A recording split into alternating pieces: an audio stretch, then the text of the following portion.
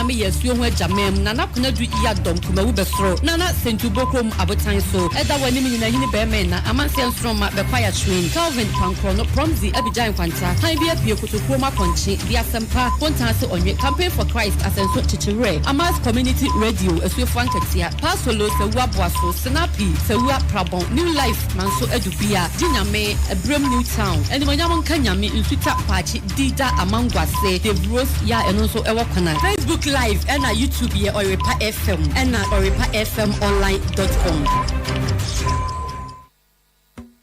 Oyerepa FM unye ya de kasiaba we amuni we asini na bramo muntio wano o pansavio munya suna muntie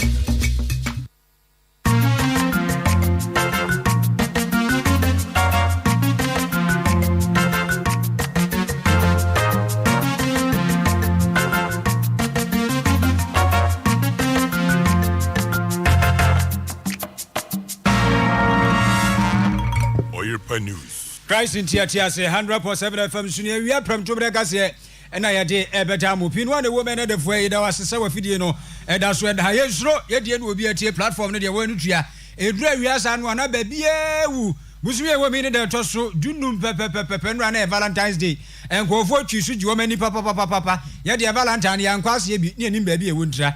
Nan she had translate the betting one could be and say Madame Eslosu one on your swafwa. Wada enkitawdiano wadi asebia tudwane kwafo from odeba ya ba check wo mo ye hello adwuma mecha telecommunications no wo bi antimi amu obi bi ye be konkran mantam Supreme Court ni akohwe de ekoso ewo ho ye ba no na owura chachuchi kata a wo ye lawyer Emma His Excellency John Dramani Mahama ojina ho no mo a wo kasa ye be to mo so na wura wosem ba kwasi e kire se eja pa adankura makoma kodu ashe franam sokrama yamfahwe ni adru Southern Dresso where is our project ade amanyofo ahye ho ebo no ye hwe ani mu kwan se wode be ma yen na ya pepra onenam Southern Dresso a ehonsam wode be bre yen na ye de amano ne nso de apimu so na hye no nso se corona sese wonenam pa na ni abre kunkuma no kunkum nipa nti protocols no di so fefefe wonam ba bia no ahye mask na feel hand sanitizer kakra no so wo grow splash nkra yanya ne se funny face so anyina boa eje hia to no ade bi asi nti yede ne ho nsem beba na India man mu so ba bia kowo ne bana ye style bi sabi ehu pa yede beto Facebook so na oso ompe akra no wo alien nti onye akra no ene no na TV video de agu no kire wadwen orepafmonline.com and I my promise fmonline.com just see travel baby asisi TV no so tetem Oyerepa TV ntina no enwia yi si atrase no wadwen se bia fafa Oyerepa radio and I say Oyerepa news and we Facebook Oyerepa radio Oyerepa news Oyerepa FM YouTube monso am tune in so no on se mutie live na baby will come return from point dawroma waboaboa no asem fe prem tu bi a kira boafo de o ma gbadwuma pa na kro bia santini miniminu aba PSA ladi ya sha sem wase emfa emamo ebusia de atia ne se ubetimi akasa wotete fon so a enam mframam ayemframa te se de ye tia ye kasa eni nam mframam an na sa wo telecommunications ya wo mo na sa adwumadie na hya wonsa wo mo doso e wo man mu wo de beta waso hello odi hello sa was bad network nye ya kan ngona ne de akirawo enipa no so gira ho pa was the number you have there cannot be read the first moment no akeka kabrofo no sa na no so wo kwara nim bi de mema bi de ma ne ade eno no na ma me eslo usu akufo ya yo so afo a ohwe gita de so na chese minister designate for communications ne sem wo de atudwa ne se enhye foforo kra ba na no ya vera national roaming ase kire nyina ne se wo mo de enhye foforo no e ba eno no mo de be check sa telecommunications no na de ene de nyane na ne to apa na ne ho ntoma apa se ya agwam enti eno babua emenkofo hu empo papa ewum yetimi no wonu ma didwuma pa na afa susu mo de nyane no susu ya pekwan bi a ye de won be fa so if I were on Vodafone and MTN based on investment in technology was stronger. Even as you move around airport, your signal keep changing. Are we there? Will you lead Ghana into a regime where we can have this seamless transition and seamless connectivity? So that if we're traveling on the Bekwai road to Kumasi, and probably MTN is not strong on that road, Vodafone is. I'm still entitled because of the emergency nature of communication to have access. What will you do as Minister to Ghana? Thank you, Mr. Chairman. That is national roaming that the Honourable Minority Leader is talking about, and the process has already started. I believe sometime last year, we notified the regulator to sit with the operators to ensure that they link up their system, agree on the appropriate tariffs to facilitate national roaming. As part of the Rural Telephony and Digital Inclusion Project, which was passed, which contract was approved by this sometime last year and has already started operating, all the network operators are going to share that infrastructure, rural telephony infrastructure, and roam seamlessly. So your network, your phone will pick up the strongest network in your whichever area you are once you are on that rural telephony network. And we would extend that to the other services provided by the network operators. And the regulator is currently working with them to facilitate that. Thank you. Oya so for ya o share nkita ndi so ma me solution odi nsem we atudwa o chese nyankro pa do mo hwe kon be fa so a ejasa telecommunications so be kaka ho abomu a na de no efre no romi no ti ba bia be duro na nka bia ba ku bia ma no ho no a na ba ku bia ho no betimi de ayekọ enko ba be gina ba bi ana obi kura fu onyina dua nko mu no akwatro no ayekọ na yi sa ahokere eni sa ne ma no efri ho yo na wo twetwa mu ne ye de to manim se Supreme Court Asembia Ora John Dramani Mahama ne lawyers ede kodan eye court no sa wonyama wonom no yebotu goi ene se na opese Ora Jean Mensa de binum ka no Jane Mensa abato komisa ebe gina adaka mu na afa Ora Chachuchi kata etimu busabusa ne nsem na ewi akire no atemuafo no ekohia mu na nsunsuanso broni be kasa result a wo de baaye no omo se da bi maame no o ma adaka no mu emo busabusa ne nsem na ya po ya pe ena lawyers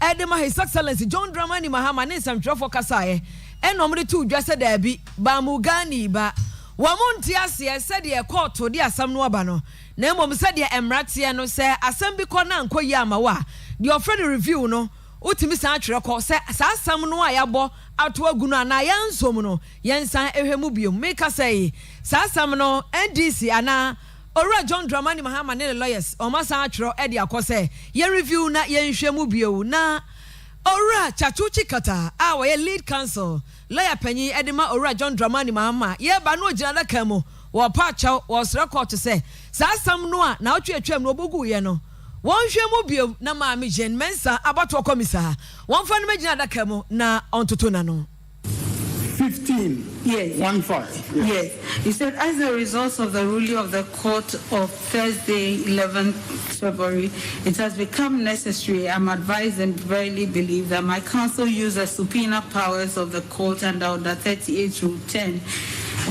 of CI 47 to compel the attendance of the chairperson or first respondent to appear and testify. So you subpoena her to come and testify in what capacity? As a witness. Of the first petitioner. I'm not sure of the in what capacity. She's a witness. Witness of who?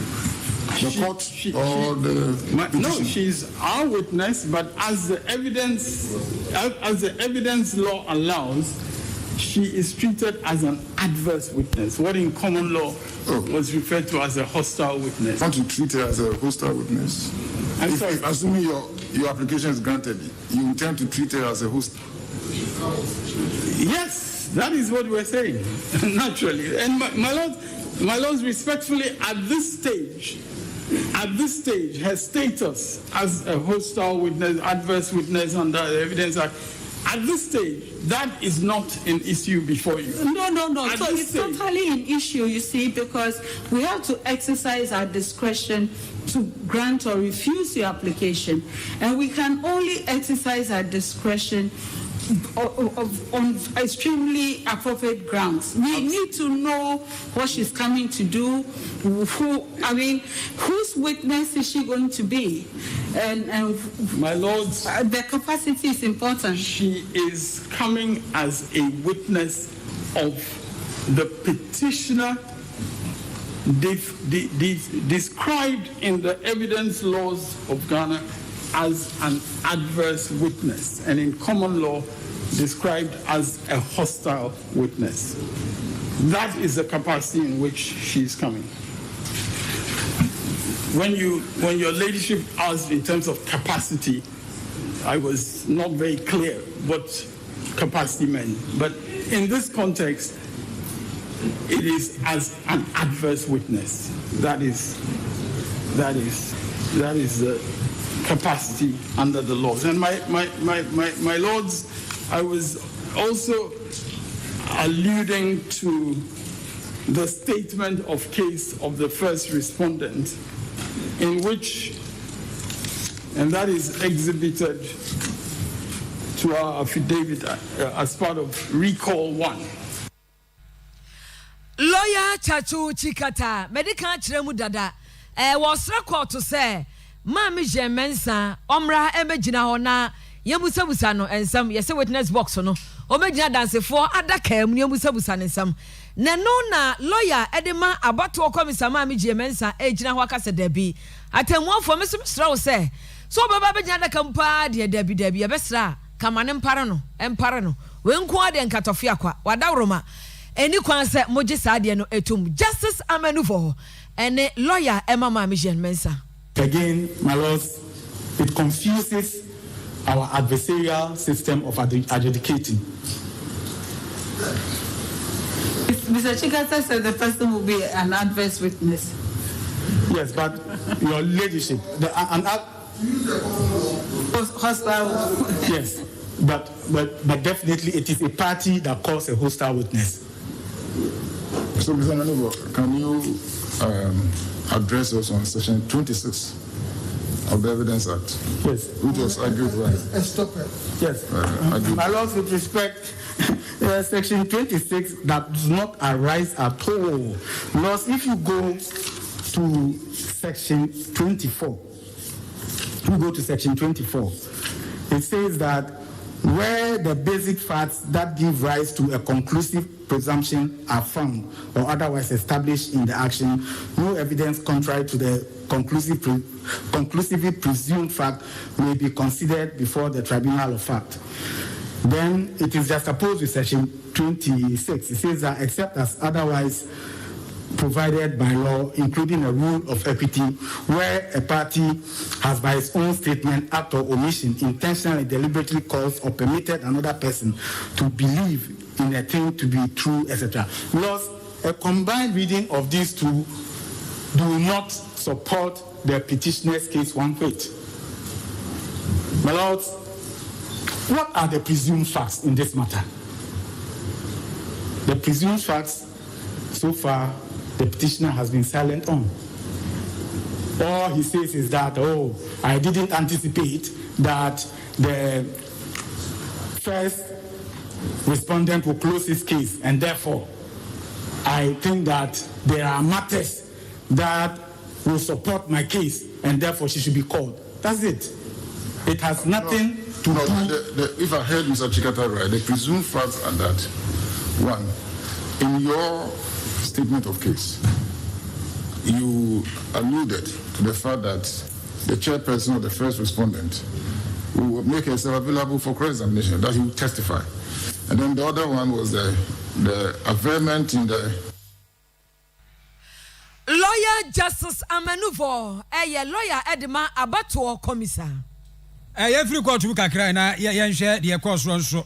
About the East Mensim Yajina. En fifi mantom na ebusuan ha adwen pa adan kura makoma ko be say edu ene a 10 bedroom house ahye kura yamfa pin na nkrompa do obi anu a eja ne hye no de se nipa firim de nipa mfirim na obi hye da ye hunu de kofa eja no kura ba ye hu ya ne se dam tita ne se opebre yi mu ene je ehye sa no ana se ensu tobre mu nsuso ye ne pempi ndi kame se bro ni season bi obedro bia no eja hye ekoso saa dia na no ode o na bro nsem yesi mfuo mpote uduru mfuo mu a ene se saa dan obi ehunu de ya ahye saa no na womafo de womso omani atuam ahye nyina wo tiatiam de ne betimi afo omatimi afa hwe ani eme wo ho wo musika dadem empaboa ntade ena afi obi kura bucket odwaim ene ande ni nyina hye so ahunu na honorable Alex Benter Jazofo bopini no say dey na ni nyina timi hye frana na sa wabra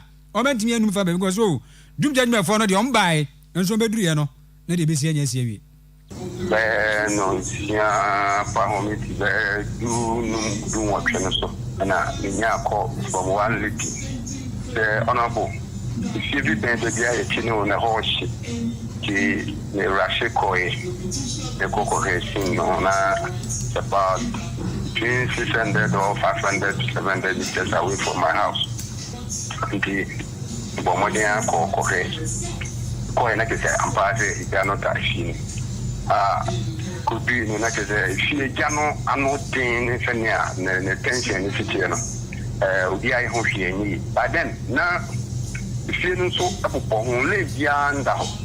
Eno reason what to friends so kakra afa ho ne de no ho. Nti janiti kino ne friends no ntamu no be tin ni padu tuma ko dina wo no ne fi na nkasa ntamu na waye na from there ade support fire service so me kamiti oma kan shasie no mu ho no mu kire presi ni tema ni di kudu ho na say in a 30 minutes na fire phone be do na 30 minutes ni kana cover house ni na rema na the higher inflammable no na take place every year ade dia o mbia asay share 8 chambers plus 2 or which is 10 kitchen, toilet and bath, approximately 15 rooms are.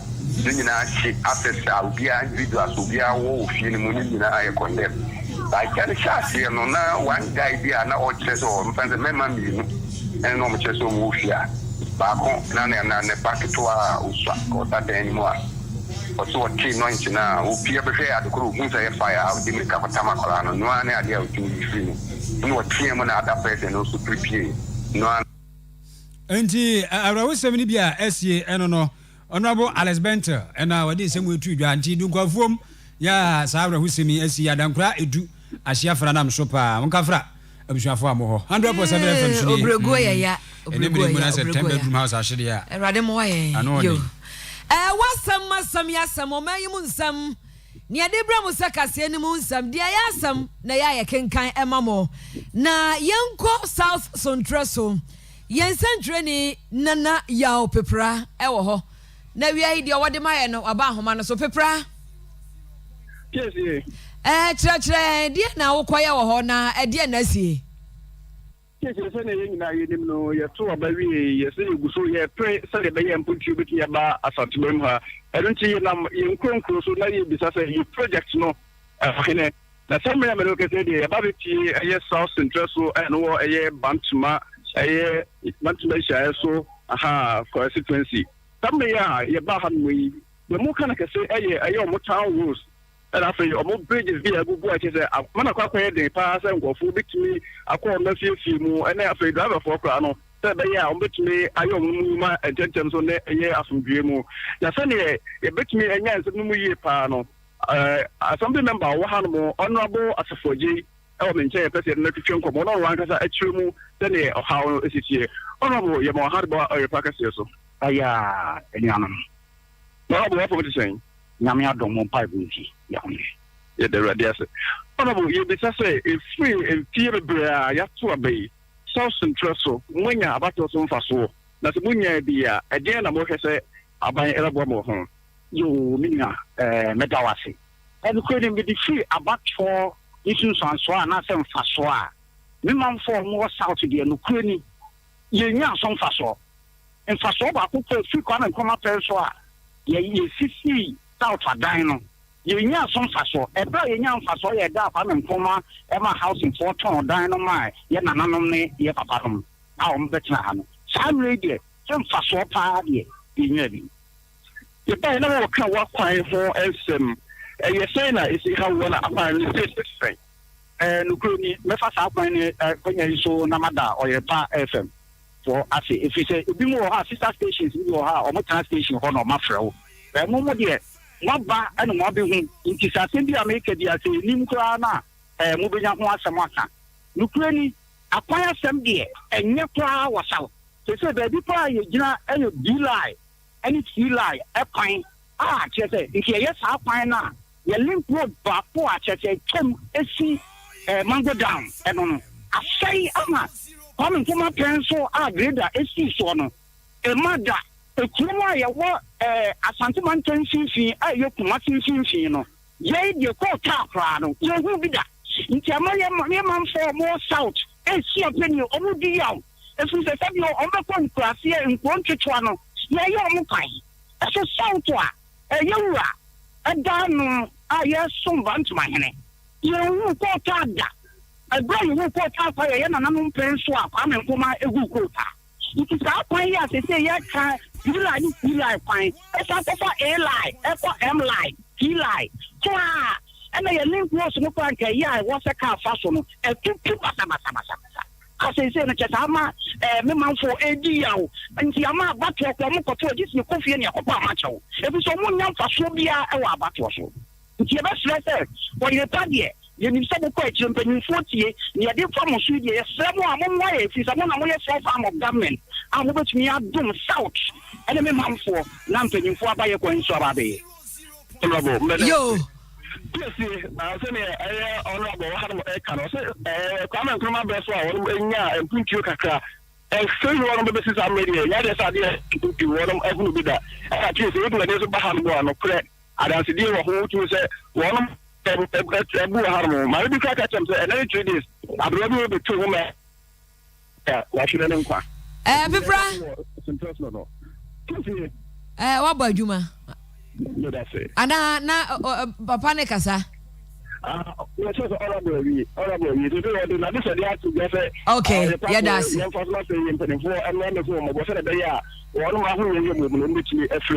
Yo, Kai ko carry why are dear? Nana ya pepra and the report way every South on Trestle. Where is our project, Ebrayan?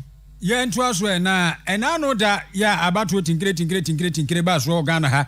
Yedi one year betu mampani for Castle of State fui and yeah yenimpa and kwafo ni bede ho bre na se posu yewu kronya nkopon ne bonsematiko said yankwafo ni si bre sabatu ewu pa no na otimi se ju bibi wom na enne sese wudu tomu akopie mu nkrama ntemu a pani pa ye ba so onya hode no mitrama ntem ni de ene wo pani iti mensa biribi atwam no woni ni ngo prampram ra hye bedwani wabo adwuma pa e wo Ghana hanom a ene ye wa ne atua wa som abandada no abre so am san disi abandada abre so ene ade a ene sese ene wo shada kura ntini din bi emin na e ba so omto aba ne wiye no na wanya emu be se aduonum enwotwe na chese wasesa ma ne nyina ye gina no mama wo hanchichemu wo ha 100% na bre so ese omkoto aba no nyina so ahye fitaa engineer dey engineerfo ye bisa wo anyambia na omunim se yichi na be fa dada na sesei na no e na wura aloteje course makai wonu so bre bi atwam no ye ndisi ma ekomdwam tani e wo emfifi mantemu na wo dey asma tudware o kire se enye ne nwanwa se obekom kura na bia na do danko akufado kura no wo hyechechiri ene ba se opani timensa etumi enya amadodo no adi nkunim hands dance ana kire se wonim se de wo mo entem esitie na wawrehemu mapa se iti beboa na ado ama na dwuma so papa fa na putuo ni ade a Alote Jacobs.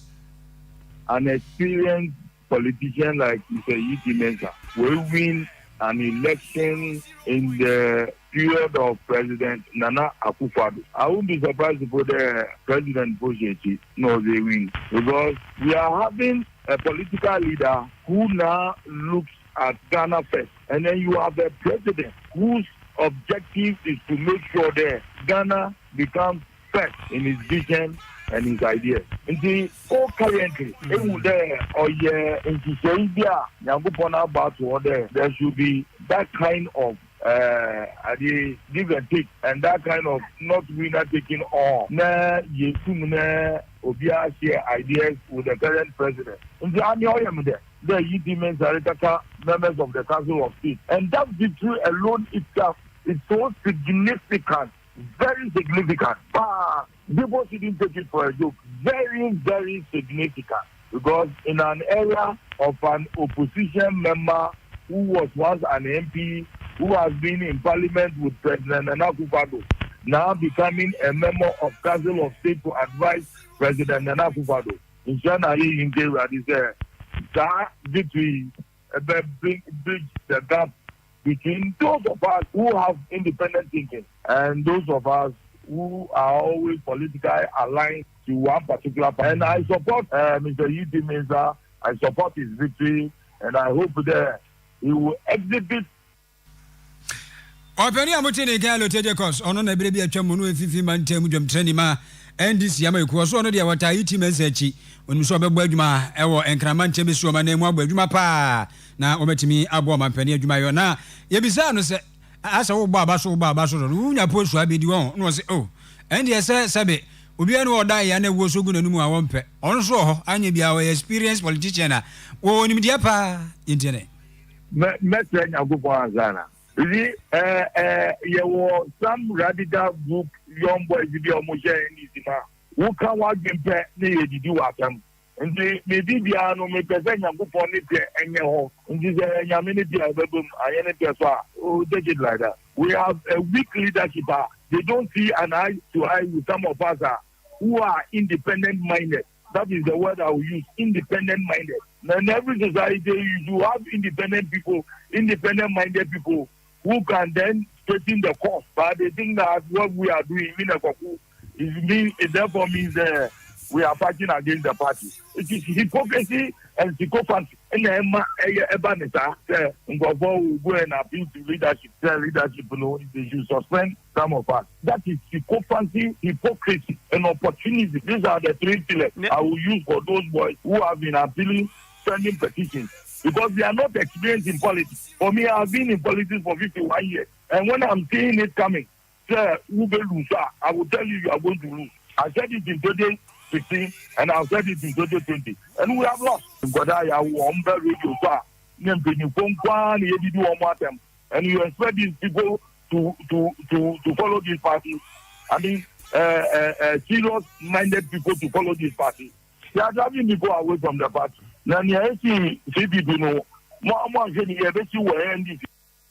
Alote Jacobs ensamua odetu ya nimu no. Yo, yasi akwani aba na aboa ne denwene na yeye nipa da sane de yebekwa anya adupre ye tire. Anya tire ya ebe kai. Anya kai ebe ye moto afidie titafo yi. Anya kai ebe sakre. Na asante mantam ha de nipa dodo no a se trotro ye foro pa ne wo ka akra na go suro nti. Uti pa kesi nchen na ne wagina na wo na wo kro no. Na asamu a yenya foro trotro aha okoya no pai. Ene se ye ba beto kais kamo hyentuade ebe kosoro. Na woni a wotwi ka mu panifo de abeto dwa se na se DVL ukọ hokro anu a ho yatum ubekwa ha baabi spare parts baabi anyo no ho aku enti ne sai ho nti so man to hyentuade mu a wo ho be kire wono papa National Drivers Association of Ghana wo na din semwe ebeto abonten na emu ahyenkafo no yenhwe wo nsem a omo de tudwen eya mpa kire se wokọ akoto petrol a woduru ha enya dia ya kan che o se yatum nya duru ha wo hwe board no so bo se figure no asesa so wuntimi nkasa we de car na ekwa akosi wo na passenger no so wo tika anim no esanza aban kire se yatuka mu nti onu dia wo ka fe kwa onfa edi se wo hwe petrol no a wo to no and as compared to price I would be gini pana wotika anim no a wo boka eti adwe se ye to petrol no de ne ye wo ho pa enokwa yente hwe yempedumfo no enka bibia nkire ye GPIT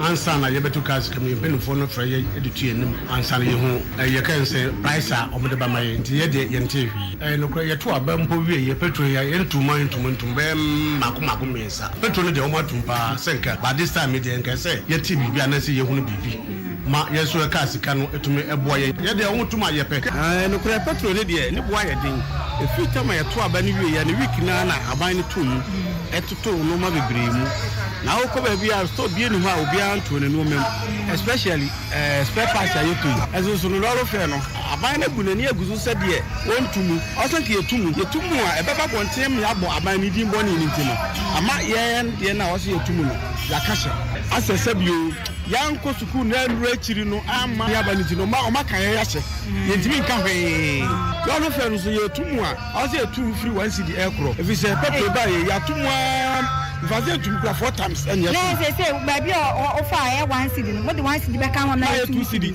sa no se ye no sa mum if say inji ni atono 15 million se si akọ 20 million es carry there no kura nim nyame nim ye batum ato ya batum ni nyina ye se ne petrol ne yatum the CDC and petrol kura yentum kura tum be tre case kan so yentum nti at the end of the day ya driver for na ye adwuma ne sa botiae nti se 3 gallons so kura woto a o ko 100 cedis nti e ba ne sa na ye adwuma ka wo na ne petrol ne die sika ye nya chop money nti na ba sa nso so a ha dwen obi ne obeye adwuma on pese bi emfa so onye dey en free so nti anu nti na pese ye to case kam ne bibie yo enti na dia aba no no we no wo musina kofo bo adwada enti wo mpe fisa bi di la o of ya pa cha why o fa cha dabi ana say give me blows bia o ka mu enti o mu di kan dia hye yase say dwada nyakofo bo a o ba na diskani bia ka ho no atua de sa 10%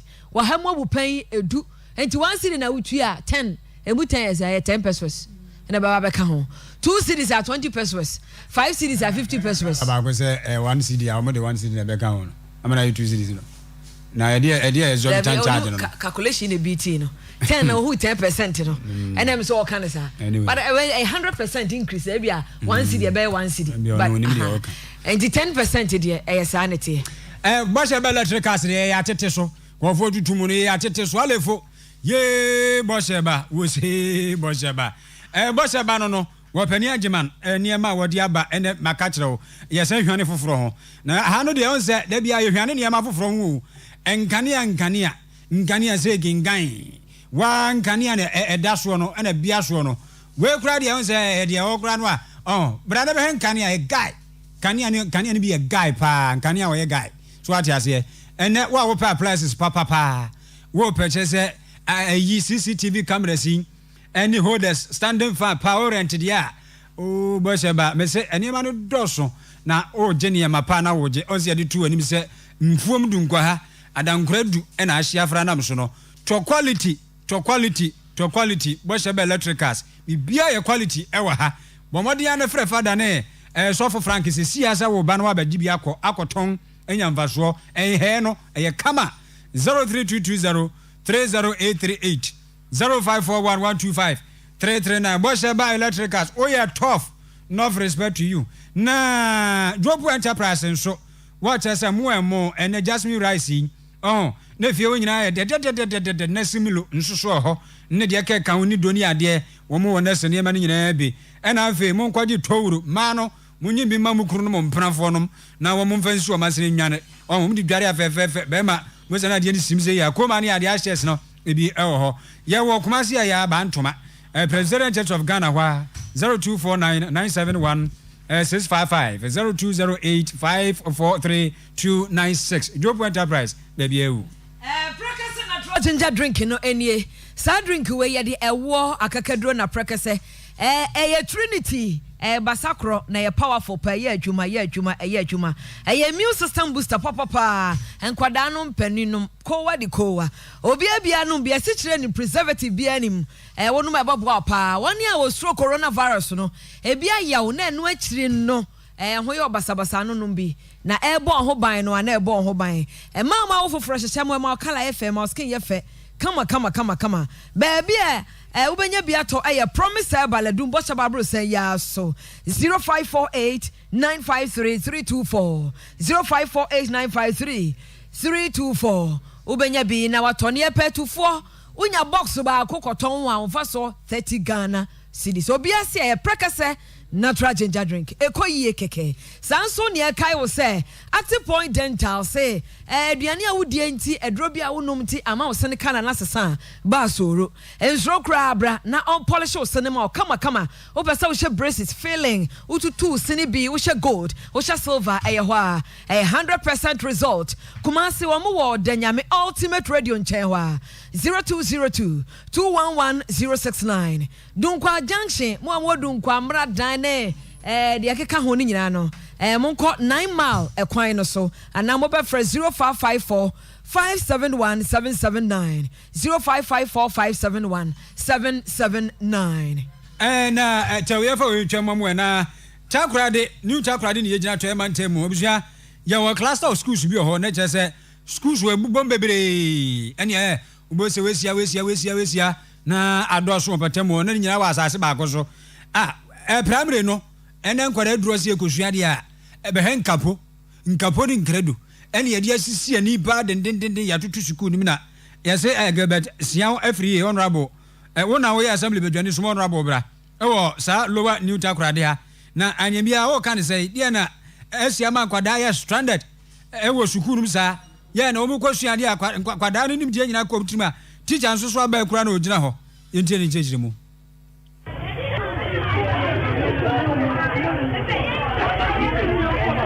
I am there to pay 7:30 na mi ya report there oya ye school oya Methodist primary teachers and another teacher ye when wa bahama wa lock doors ni yala tumtuka na me bebe so about 6 mil but I will those you see none of the schools coming down go outside. In fact, you do some for that. No, I didn't want to watch. In fact, I caught a palace. The palace there. This is what is happening. I don't even use one on one. Or mama will in there. You see, a mama from one snap out. If there is an issue, the bottom of the smoke is a big fight. I don't even pay for the area. But for many days, I want to answer. Bad and the baba don't do. Let the day. I found out the was it. If it's a issue or whatever, if you have some, if you are saving for a woman. I know I am paying for no community health. Not the metro office. Not the Oba. Then I come from the areas of the mission. Until they had them best thing I said, and you look here and so look here. This I can't. My food probably. This time I can say, I farmer. And the company Naba. You be pregnant in the now my phone work council. Then after that, no, you to me, you can see. I am Methodist in paying for. I am metro office. The palace in Amala member. Hey, I account. Me and when I resolve the mission, once and for always because on to me, the man, I don't know, or they was say, one not me. Auntie, yes, I don't know. We HHMU and Amaniba, a free a new takrade, and Patemo, Eba, honorable Gebesian free. Was ya FM to go down where to my name, Quadan when you're quite Agusiadian. Yo, Yanko and Cramantamo of Uncourt Niadri, Yabakaya, Sinitreni, and Quadan President. Nanaya Odrobuatin, aka Funny Face. Nancy Crono baby won't have for a Danetrimamantria, Brantia Yatese, Wakwatu to pace, Wakwatu to Ama, please walk what you know, and what you're crying at is whatever it was at Nenipo, please if one get bear pan and other place tata so I met trendy ya quarter sometime while Lando. Odru one what a more for shiny chichi, what you know, any money in your piano. Bema or your jogba 2 + 2, you're saying. That's what the war baby are. There be uncanny about Freddy any day. Well, no, ye know, they man know to say what they were, they were no said there be. Aspect of one way, truly the move on Namoko Henny, Adiana. Ebiana asemo nti make us say Accra Psychiatry Hospital ye see ye de na ko 2 weeks na otwemienu enipa ni ahoto say ye hwe no ebia brabo mu mathematics nti na yade nso wo ho ebiana na adwene no enoma bi enkoye e wo honom na oye traumatized kakra na yenko India man no emo ye de picture bi to so na picture ya ye de to so ye maami bi a wakọwo nka abosome nkoro ya na maami ya make so wa pa wo achepa oyo onipa ba na da hosa no na maami wo akoda wi ya chechire ne ma no so omnika wo se mempe we nko ade mempe na wo akoda ne skin no aya no asesa bi ti bread ya to awie ne de pan no afa ho no yasan de ato awiemu na papai